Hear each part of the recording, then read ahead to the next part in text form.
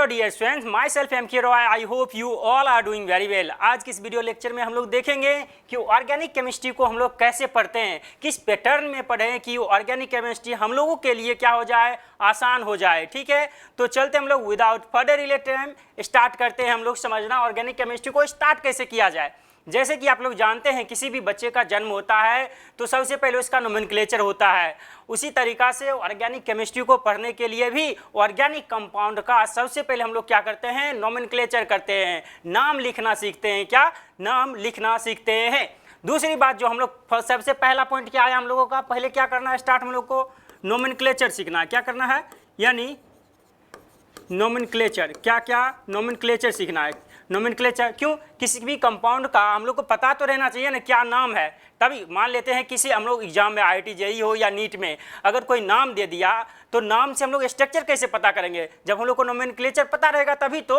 उल्टा दे या स्ट्रक्चर दे के नाम पूछे, नाम दे के स्ट्रक्चर पूछे, ये हम लोग को चैप्टर नंबर 1 में पढ़ना होता है, जो कि हो जाता है नोमेनक्लेचर। दूसरा जो मोस्ट इंपॉर्टेंट इसके बाद जो नोमेनक्लेचर के बाद आता है वो हम लोग को आता है general organic chemistry. General organic chemistry जो होता है पूरा ऑर्गेनिक केमिस्ट्री का क्या है, बैकबोन है। क्या है, बैकबोन। दूसरा हम लोग का क्या है, जनरल ऑर्गेनिक केमिस्ट्री। क्या है बेटा जी, जनरल ऑर्गेनिक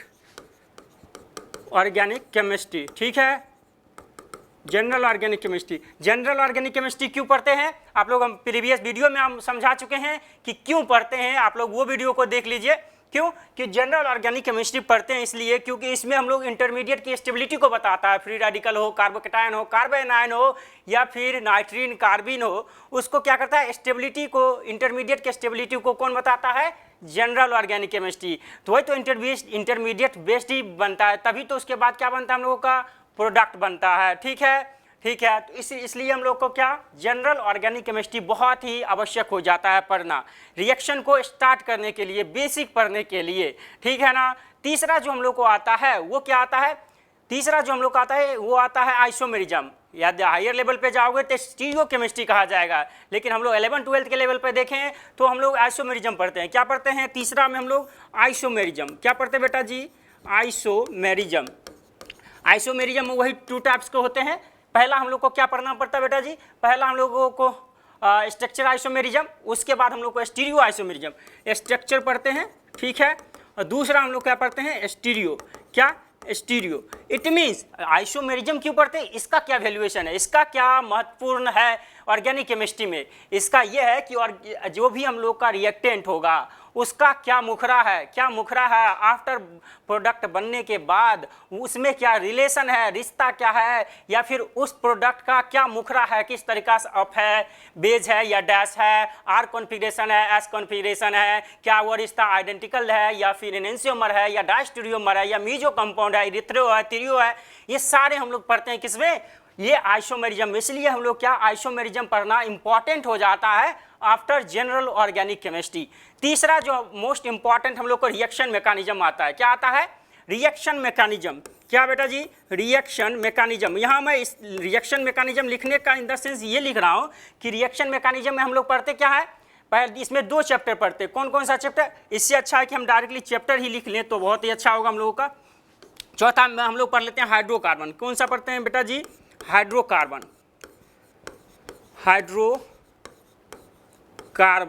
कार्बन, ठीक है, हाइड्रोकार्बन। हाइड्रोकार्बन क्यों पढ़ते हैं, देखो हाइड्रोकार्बन डिफाइन ही देखो, हाइड्रो प्लस कार्बन, यानी इसी को तो हम लोग ऑर्गेनिक केमिस्ट्री का नाम देते हैं ना कि हाइड्रोजन और कार्बन दोनों मिला के जो हम लोग को ऑर्गेनिक मॉलिक्यूल बनता है, उसी के बारे में हम लोग तो पूरा पढ़ते हैं ऑर्गेनिक केमिस्ट्री में।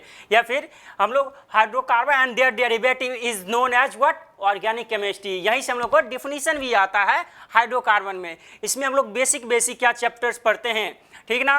बेसिक क्या पढ़ते हैं, इसमें रिएक्शन पढ़ते हैं, जैसे मार्कोनिकॉफ हो गया, एंटी मार्कोनिकॉफ हो गया, ढेरों सारे। जैसे यहाँ पे हम लोग इंटरमीडिएट में जो पढ़ेंगे उसका कुछ मैकेनिज्म हम लोग को हाइड्रोकार्बन में पढ़ना पड़ेगा। ठीक है, हाइड्रोकार्बन। और 5वां जो हम लोग पढ़ते हैं बेटा जी, क्या पढ़ते हैं, एल्काइल हैलाइड। क्या पढ़ते हैं, alkyl halide, alkyl halide and aryl halide.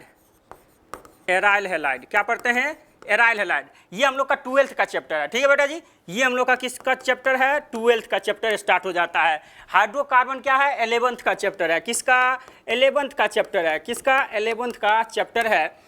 इसमें आइसोमेरिज्म में कुछ पार्ट दिया गया है, किसमें, कुछ पार्ट दिया गया है बेटा जी 11th में, कुछ पार्ट दिया गया है 12th में। लेकिन हम लोग जब पढ़ेंगे तो आइसोमेरिज्म पूरा डिटेल एक साथ ही पढ़ लेंगे। उसके बाद हम लोग हाइड्रोकार्बन पढ़ेंगे, then after alkyl halide and aryl halide. Alkyl halide and aryl halide में हम लोग पढ़ते हैं पूरे रिएक्शन मैकेनिज्म के बारे में, ये दोनों रिएक्शन मिला के जिसमें हम लोग पढ़ना होता है रिएक्शन मैकेनिज्म में। SN1 पढ़ते हैं, SN2 पढ़ते हैं, SNI पढ़ते हैं, ठीक है, SNGP पढ़ते हैं, NGP पढ़ते हैं। उसके बाद हम लोग एलिमिनेशन पढ़ते हैं, E1, E2, EI, E1CB, और हमें एक रिएक्शन होता है स्पेशल केस में पढ़ाया जाता है, वो रिएक्शन होता है। ठीक है ना, ठीक है ना। उसके बाद एरोमेटिक, इसी में एरोमेटिक कंपाउंड का भी रिएक्शन मैकेनिज्म पढ़ लेते हैं। ठीक है, इलेक्ट्रोफिलिक एरोमेटिक सब्स्टिट्यूशन या फिर न्यूक्लियोफिलिक एरोमेटिक सब्स्टिट्यूशन। ठीक है ना, ठीक है। उसके बाद हम लोग क्या पढ़ेंगे बेटा जी, 6 नंबर में जो हम लोग को पढ़ना होता है, ये हम लोग का एक पैटर्न है, एग्जैक्ट पैटर्न। इस तरीका से आप लोग फॉलो करिएगा तो ऑर्गेनिक केमिस्ट्री समझना बहुत ही आसान हो जाएगा। ठीक है ना, ठीक है। तो 6ठा चैप्टर जो हम लोग पढ़ते हैं वो पढ़ते हैं क्या बेटा जी, अल्कोहल, फिनोल एंड ईथर। क्या, अल्कोहल, फिनोल एंड ईथर।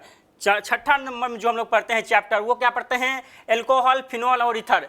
इस सारे में क्या होता है, इस सारे में हम लोग इंक्लूडिंग पढ़ लेंगे बेटा जी किसमें, ऑक्सीडेशन रिडक्शन भी सारा इसी में आ जाएगा। जोन्स रिएजेंट का नाम सुने होंगे, PCC का नाम सुने होंगे, PDC का नाम आप लोग सुने होंगे अच्छी तरीका से। वो सारे रिएजेंट जो हैं वो हम लोग इसमें पढ़ेंगे। ठीक है ना, ठीक है। तो इसमें हम लोग क्या पढ़ेंगे, अल्कोहल के बारे में, फिनोल के बारे में, ईथर में किस तरीका से प्रिपरेशन होते हैं, इसके क्या प्रॉपर्टीज होते हैं, वो सारे रिएक्शन 1 बाय 1 पढ़ेंगे।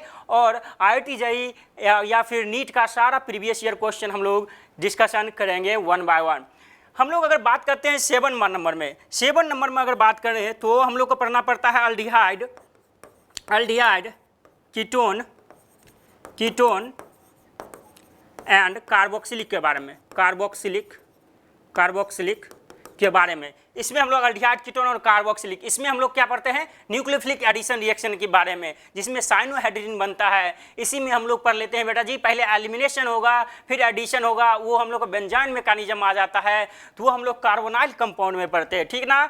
इसमें क्या, पाई स्टार सेंटर वैकेंट रहता है, उसमें अटैक करता है, या फिर कोई ऐसा रिएजेंट दिया जाए 1 to अडैप्ट 1 4 अटैक होता है, वो हम लोग जब पढ़ेंगे तो 1 by 1 पढ़ेंगे। ठीक है, इस तरीका से हम लोग सीक्वेंस फॉलो करेंगे। ये हम लोग का कितना नंबर, 7 नंबर हो गया। कितना नंबर, 7 नंबर हो गया। 8 नंबर में जो हम लोग चैप्टर्स पढ़ेंगे, क्या बेटा जी, 8 नंबर्स में जो हम लोग चैप्टर पढ़ना होता है वो एमीन्स के बारे में पढ़ना होता है। क्या, एमीन्स के बारे में। किसके बारे में बेटा जी, एमीन्स के बारे में। किस तरीका से हम लोग इसमें पढ़ेंगे, हॉफमैन ब्रोमाइड डिग्रेडेशन के बारे में, कि RCO NH2 जैसे रहता है, Br2 NOH, अगर कोई रिएजेंट दिया जाता है तो किस तरीका से CO को गायब करके RNH2 बन जाता है, वो हम लोग पढ़ेंगे इस एमीन्स में। ठीक है, 1 डिग्री एमीन्स, 2 डिग्री एमीन्स किस तरीका से बनते हैं, इनके प्रॉपर्टीज क्या होते हैं, हम लोग एमीन्स में पढ़ेंगे और इसके सारे रिएक्शन को 1 by 1 देखेंगे। ठीक है ना, ठीक है। ये इसी को हम लोग ऐसे भी बोलते हैं नाइट्रोजन कंटेनिंग ऑर्गेनिक कंपाउंड। ठीक है, इसी में हम लोग पढ़ते हैं।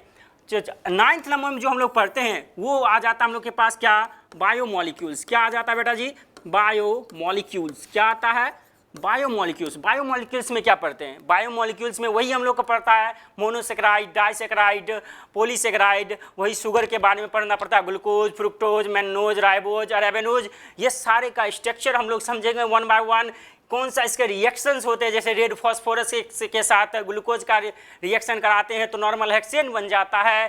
ठीक है ना, उसका आइसो इलेक्ट्रॉनिक पॉइंट निकालते हैं किस तरीका से, pKa1 + pKa2 by 2। इस तरीका से जितने भी कंसेप्ट हैं बायोमोलिक्यूल्स के, और इसी में हम लोग क्या पढ़ना होता है, एक न्यूक्लिक एसिड के बारे में पढ़ना होता है। ठीक है ना, ठीक है। और एमिनो एसिड के बारे में, जो इंपॉर्टेंट एमिनो एसिड, नीट में तो डायरेक्ट क्वेश्चन भी पूछते हैं बेटा जी, एमिनो एसिड जो 20 से 30 एमिनो एसिड, उसका ट्रिक भी हम लोग समझेंगे किस तरीका से आसानी तरीका से हम लोग याद कर सकते हैं। ठीक है ना, तो हम लोग बायोमोलिक्यूल्स पढ़ेंगे।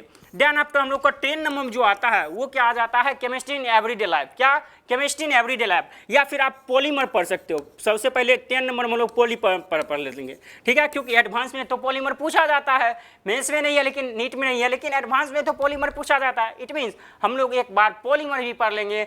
पॉलीमर में उतना बहुत ही लार्ज कंसेप्ट है भी नहीं, ठीक है ना, ठीक है। जितना हम लोग को एनसीईआरटी में दिया गया उतना ही पढ़ लेते तो हम लोग एडवांस लेवल भी क्वेश्चन सॉल्व हो जाता है पॉलीमर का, ठीक है ना। हम लोग 11th में नंबर में जो आता है वो केमिस्ट्री इन एवरीडे लाइफ आता है। क्या आता है बेटा जी? Chemistry in everyday life. क्या आता है? केमिस्ट्री इन एवरीडे लाइफ, ठीक है।